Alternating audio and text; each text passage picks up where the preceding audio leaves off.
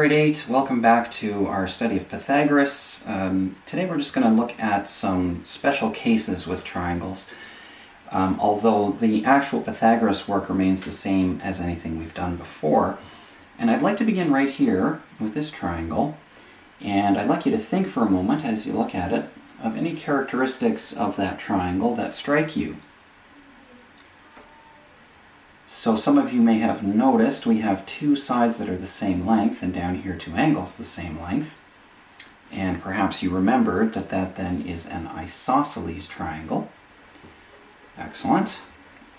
It is an isosceles triangle. Now suppose that I said to you, you need to get the area of this triangle. You might at first think, okay, that shouldn't be too big a challenge. We've done this many times before.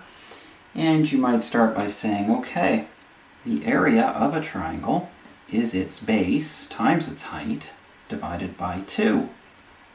And you'd say, well, the base is 10, but here's where we might run into a problem. You might be tempted to say, well, then the height must be the 13. But if we remember, the base and the height of a triangle must always meet at 90 degrees. So I could express my height in this triangle this way and say it's this line down the middle, but unfortunately we have nothing to indicate to us what the actual height or the length of that line is. So this is where Pythagoras will come in. Let's consider the half triangle over here. It is a right triangle. We know the length of its hypotenuse, that's 13, and we should be able to figure out precisely the length of its base, because that should be half of the total base of the larger triangle. So yes, the actual length of that base then is 5 centimeters. So rather than considering the whole triangle at once, let's consider half of it and let's come up with what the height is using Pythagoras.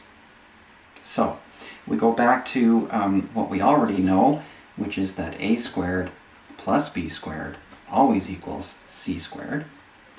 And again, what we choose for a and b don't particularly matter. I'm going to call this line h, just to keep clear in our minds what we're looking for. And then I'll make this our a. So I can substitute that in, that's 5 squared. B squared becomes h squared, because that's the height of my triangle. And that has to equal the hypotenuse squared, which would be 13 squared. So let's do a little simplifying. That means 25 plus h squared must equal 169. And because I now need to isolate h and get it on its own, we'll subtract 25 from both sides. So h squared then equals 144. And then to get h itself, I have to take the square root. And so we know now the height is 12 centimeters. So we have now a chance to consider the entire triangle. We know that the base of the entire triangle is 10. We now know that its height is 12. And so we can say it's 10 times 12 divided by 2, which is 120 divided by 2, and so it is 60 centimeters squared in area. Okay, let's take a look at another shape here, this time the hexagon, and specifically the regular hexagon. You might recall that to be regular, a polygon must have all of its edges the same length and all of its interior angles the same measure. So this is a regular hexagon here, and I've gone ahead and drawn in all the diagonals that connect opposite vertices. And when you do this with a regular hexagon, the important thing to note is that it creates a series of equilateral triangles. So each of these triangles is equilateral.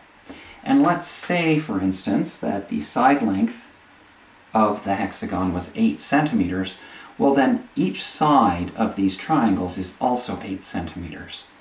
And if you needed to find the area of the hexagon, you could concentrate on one triangle first and then multiply by 6. Now remember, in order to get the area of this one equilateral triangle on the bottom, I will need to know the height of that triangle. And that is not immediately obvious or given to us, so we're back to a situation just like this one, where we can split our base in half, consider one right triangle, use Pythagoras to get the height, and once we have that, we can get the area of the triangle and then of the hexagon.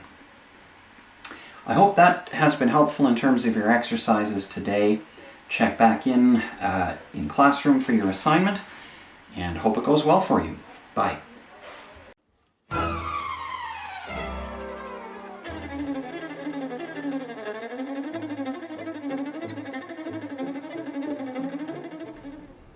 Can you see?